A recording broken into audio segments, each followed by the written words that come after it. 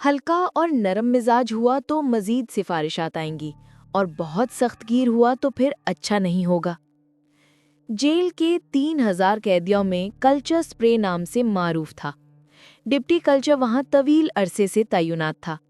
Clerk के जाने के बाद कल्चर उठ खड़ा हुआ। उसका रुख इंतजामिया की तरफ, वार्डन के दफ्तर की जानिब था। नए बॉस से पहली मुलाकात। वो जानता था कि बहुत कुछ उसे ही नए वार्डन को बताना पड़ेगा। वार्डन ने अपना तारुफ जेम्स जे बेकर के नाम से कराया। वो डिप्टी के साथ खुशदिली और गर्मजोशी से मिल रहा था। उसने एतराफ़ किया कि वो खेल में नया है। ओल्ड मैन इस किस्म की बातें पहले भी कई मर्तबा सुन चुका था। वहाँ जेल में आना आसान था, लेकिन मामलात को संभालना आसान न था। मुझे कदम कदम पर तुम्हारी मदद की ज़रूरत पड़ेगी, जे बेकर ने साफ गोई से काम लिया। गवर्नर ने तुम्हारे बारे में काफ़ी कुछ बताया था। मैंने तुम्हारी खासी तारीफ सुनी है। क्या तुम यहाँ की सैर कराओगे कि मैं कैदखाने से इब्तदाई तारुफ हासिल कर सकूं? क्यों नहीं जनाब, कल्चर ने फितरी शाइस्तगी से जवाब दिया। मेरा ख्याल है कि आपके पास तैनाती की सनद होगी। हाँ, ऐसा ही है। बेकर ने जेब से सर्टिफिकेट निकालकर डिप्टी कल्चर के हवाले किया, जिसके मुताबिक गवर्नर ने अपने कानूनी इख्तियारात इस्तेमाल करते हुए जेम्स बेकर को स्टेट प्रिजन का वार्डन मुतय्यन किया था, वगैरह वगैरह। वार्डन ने कहा, क्या तुम किसी कैदी का बंदोबस्त कर सकते हो जो एक फ्रेम बना दे?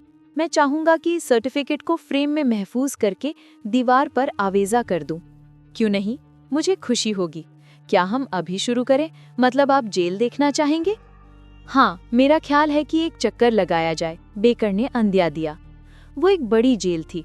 अगले 3-4 घंटे सर्फ हो गए। वहाँ कुल 10 इमारतें थीं। 30 फुट बुलंद दीवार ने उन इमारतों को चारों तरफ से घेरा हुआ था। दीवार का घेरा 1 मील का था। डिप्टी कल्चर महर और महल के साथ एडमिनिस्ट्रेशन की तफसीलात बता रहा था। वो ये काम 12 गुज़िश्ता 30 बरसों में मुख्तलिफ वार्डन्स और सियासी शख्सियात के साथ कर चुका था। वार्डन गौर से डिप्टी की बातें सुन रहा था। गाहे गाहे वो सवाल भी करता जाता। वार्डन की दिलचस्पी कैदियों के बारे में नुमाया थी, जिनके हवालाजात वो अखबारात में पढ़ता रहा था, जिनमें बड़े बड़े करीबी लुटेरे, जालसाज, मुख्तलिफ गैंग्स के अरकान। क्या डीन के बदमाश भी यहाँ हैं? हाँ, उनमें से 7 यहाँ हैं, डिप्टी ने जवाब दिया। बड़ा बदनाम गिरोह है, वार्डन ने तबसरा किया। ओल्ड मैन डिप्टी अंदर ही अंदर मुस्कुराया था। बात मुकम्मल दुरुस्त नहीं है। वो स्कूल के बिगड़े हुए लड़के हैं। उनका रवैया कैसा है? वार्डन ने सवाल किया। बड़ा अच्छा है। उन्होंने कोई मुश्किल खड़ी नहीं की, डिप्टी ने गोलमोल जवाब दिया। कभी कभार कोई छोटी मोटी बेजाब्दगी तो हो जाती है, इसलिए उन्हें कभी हॉल में रखने की ज़रूरत नहीं पड़ी। डिप्टी ने यहाँ कुछ वक्फा लिया, फिर बात आगे बढ़ाई। हाँ, अगर वो जेल तोड़ने की कोशिश करते तो फिर हमें एक्शन लेना पड़ता। वेल, बहुत शुक्रिया मिस्टर कल्चर, टूर के इख्तिताम पर वार्डन ने कहा। ज़्यादा चलना पड़ा है। मेरा ख्याल है कि अब कल कुछ करेंगे। मुझे किताबी मालूमात पर भी नज़र डालनी पड़ेगी। मैं समझता हूँ कि मेरे दफ्तर में काम करने वाले तरीक़े कार से वाकिफ़ होंगे। आपका ख्याल दुरुस्त है, वो इस मामले में मददगार साबित होंगे, डिप्टी ने जवाब दिया। वो अपने दफ्तर की तरफ वापस जाते हुए किसी गहरी सोच में डूबा हुआ था। वो कुछ देर दफ्तर में बैठा, फिर किसी नतीजे पर पहुंचकर उसने हाथ बढ़ाकर फ़ोन उठाया और डेली डिस्पैच का नंबर मिलाया। हेलो फ्रेड, मैनेजिंग एडिटर की आवाज़ सुनकर वो बोला। मैं कल्चर बात कर रहा हूँ। एक काम करो, मेरा हेलो, खैरियत? मुझे पता है तुम मज़े कर रहे हो। अच्छा बोलो, क्या काम है? 1.5 घंटे बाद ओल्ड मैन ने मैनेजिंग एडिटर की तरफ से एक पैकेज वसूल किया। डिप्टी बाहर निकला, सड़क पार करके पोस्ट ऑफिस में दाखिल हुआ। चीफ क्लर्क से उसने एक बेहतरीन होशियार लड़का मांगा। देखो बेटा, डिप्टी ने लड़के को मुखातिब किया। उसके चेहरे पर फातिहाना मुस्कुराहट थी। 20 मिनट में एप्रिकर फील्ड के लिए एक ट्रेन जा रही है। ये अर्जेंट है। तुम्हें फुर्ती और मुस्तैदी से काम करना है। ये पैकेज तुमने गवर्नर बेंजामिन के हवाले करना है। किसी को नहीं देना, गवर्नर को पकड़ाना है। मैं गवर्नर को फ़ोन कर दूंगा। गवर्नर बेंजामिन तुम्हारे इंतज़ार में होगा। शाबाश। डिप्टी ने $10 का नोट लड़के को पकड़ाया। वापसी पर सबसे पहले डिप्टी वार्डन कल्चर ने गवर्नर को कॉल की। बाद अज़ा उसने रिकॉर्ड क्लर्क मिस्टर एडवर्ड का नंबर मिलाया। फौरी तौर पर मेरे दफ्तर में आ जाओ और प्लीज़ फिंगरप्रिंट पाउडर साथ लाना।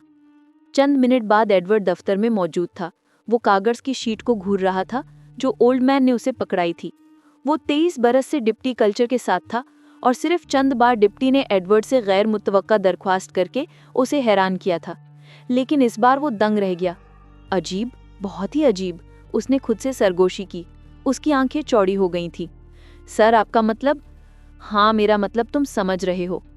एडवर्ड ने उंगलियों के निशान हासिल करने के लिए मखसूस पाउडर का डब्बा कागज पर छिड़का।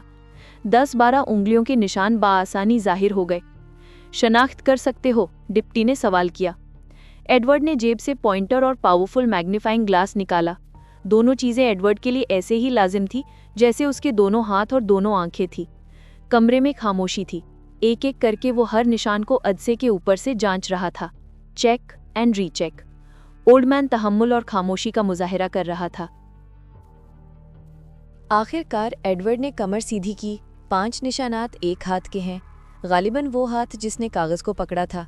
ठीक है, हमारे पास जो रिकॉर्ड है उसके साथ निशानात को मिलाकर देखो, कल्चर ने कहा।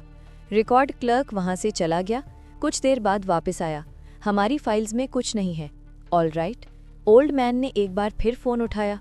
डिपार्टमेंट ऑफ जस्टिस वॉशिंगटन में फिंगरप्रिंट ब्यूरो को मिलाओ। उसने ऑपरेटर को हिदायत दी और एडवर्ड को जाने का इशारा किया। हेलो, क्या मसला है? ब्यूरो डायरेक्टर की आवाज़ आई। क्लासिफिकेशन दरकार है, नोट करें। ML10, WOL6, L9। दूसरी जानिब से कुछ देर बाद मुस्बत जवाब आया। वो चिकागो ब्रुअरी केस था। तारीख भी बताई गई। डेप्यूटी ने शुक्रिया अदा किया। फ़ोन बंद करके चंद मिनट सोचता रहा, फिर उठकर अपने दफ्तर से निकल गया। वो धीमी चाल से वार्डन के दफ्तर की तरफ जा रहा था। अंदर जाकर उसने इस्तफसार किया, क्या आप रात को रुक रहे हैं? वार्डन ने दीवारगीर घड़ी को देखा। क्यों? हाँ, मैं रुकूंगा। मेरी फैमिली के आने में 2-3 दिन लगेंगे।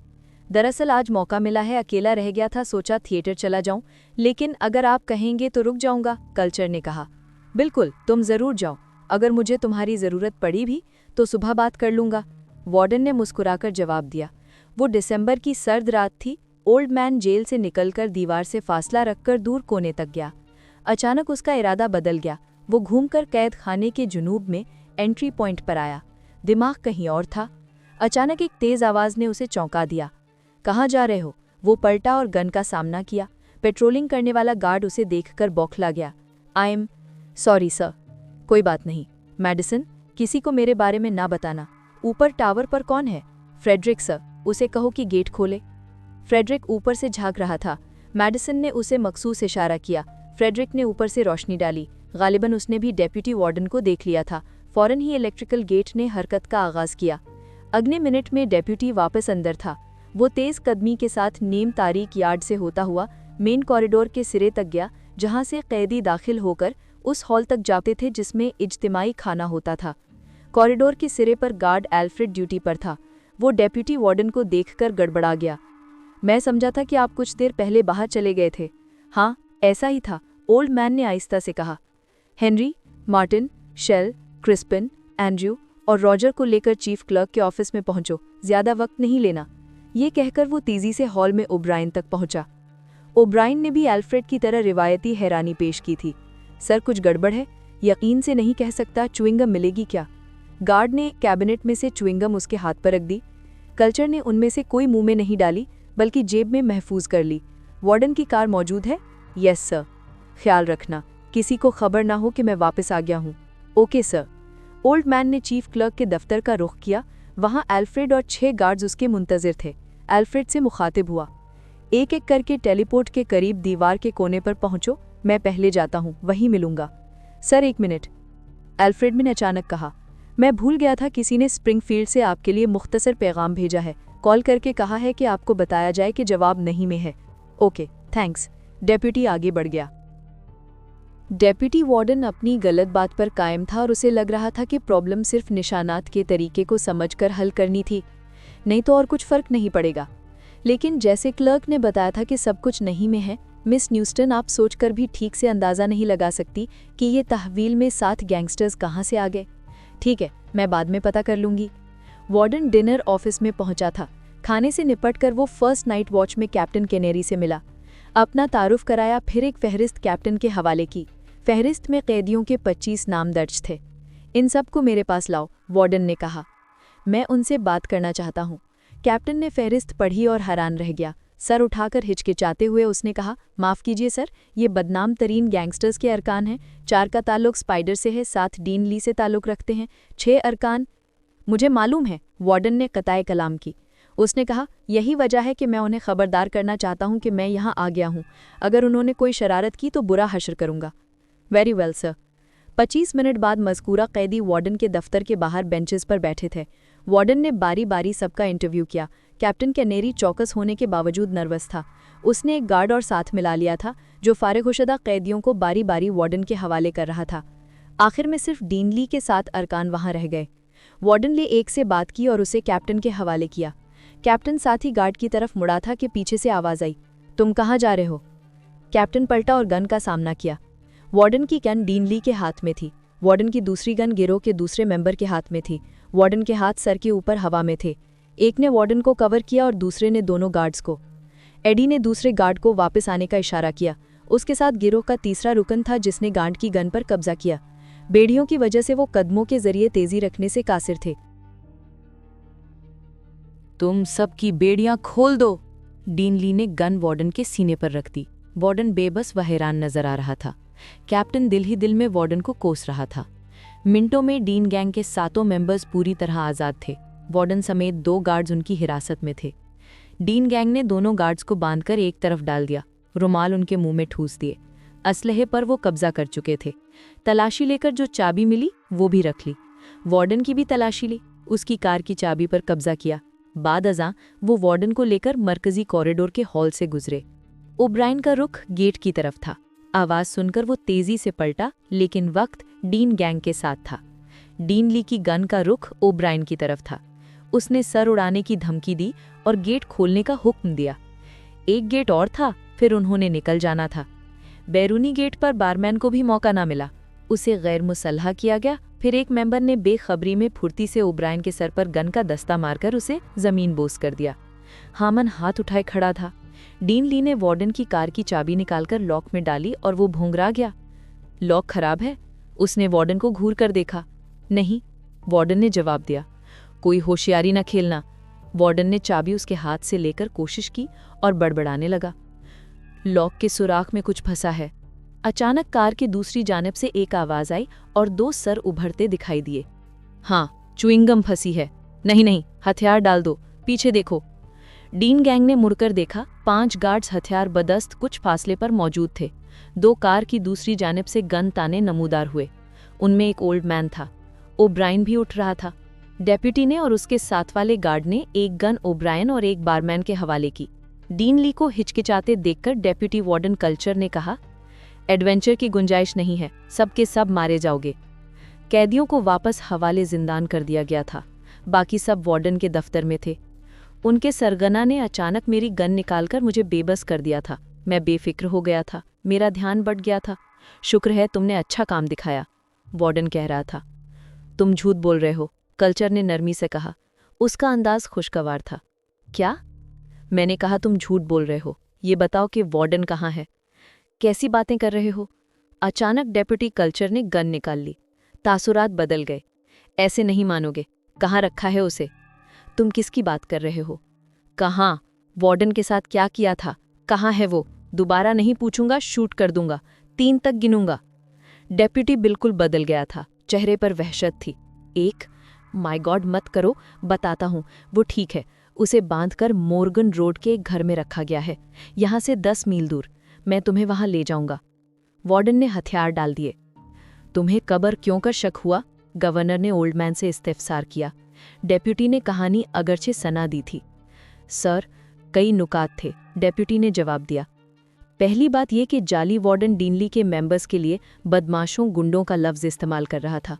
वो उनके लिए ग्लेन का लफ्ज़ इस्तेमाल कर रहा था, जबकि उनका शुमार गैंगस्टर्स में होता है। ये अहम बात नहीं है, गवर्नर ने इतराज़ किया। हाँ, लेकिन मैंने मज़ीद तस्दीक के लिए होल्ड का लफ्ज़ इस्तेमाल किया। इंतहाई ख़तरनाक कैदियों को तंगो तारीख सेल में डाला जाता है, जिसे हम होल कहते हैं। वहाँ कैदी तन्हा होता है। फिर मैंने थोड़ा वक्फा लिया था कि वो होल के बारे में जानने की कोशिश करेगा, लेकिन उसने कोई रद्द अमल पेश नहीं किया। लिहाजा मेरा शक मज़ीद बढ़ गया। मज़ीद एक और बात ने मेरा शक यकीन में बदल गया। वो क्या बात थी? गवर्नर की दिलचस्पी बढ़ गई। वो कह रहा था कि गवर्नर ने तुम्हारी खासी तारीफ की है, डेप्यूटी ने बेधड़क कहा, जबकि मैं आपको खूब जानता हूं कि अगर आप किसी के बारे में अच्छी राय रखते हैं तो भी तारीफ नहीं करेंगे, मतलब राय को जबान पर नहीं लाएंगे। गवर्नर ने बगौर डेप्यूटी कल्चर की आंखों में देखा, फिर धीरे से मुस्कुराया। खूब, बात तो दुरुस्त है, लेकिन अगर कभी मुझे किसी की तारीफ करनी पड़ी तो वह तुम होगे, खसूसन कल के वाक़यात के बाद। बादअज़ा फौरी तौर पर मैंने एक पैकेज आपको रवाना कर दिया। उसका फ़ोटो मुझे सर्टिफिकेट पर से मिल गया था, जो बज़ाहिर आपने दिया था। आपका जवाब भी मिल गया था कि आपने ऐसे किसी आदमी को अपॉइंट नहीं किया था। फिंगरप्रिंट्स भी मैंने सर्टिफिकेट पर से ले लिए थे। वो सनद मेरे ही पास थी, क्योंकि जाली वार्डन उसे फ्रेम कराना चाहता था। फिंगरप्रिंट से दो उमूर वाज़े हो गए थे। एक तो ये कि हमारा वार्डन कैद में है और ये वार्डन कोई और है, जो एक पुरानी डकैती में भी मुलव्वस था। सनद पर दोनों वार्डन के उंगलियों के निशानात थे। जाली वार्डन ने सनद हमारे वार्डन से ली, फ़ोटो और नाम वगैरह बदल दिए। डीनली गैंग में दिलचस्पी बिला वजह नहीं थी। मैंने तैयारी मुकम्मल की।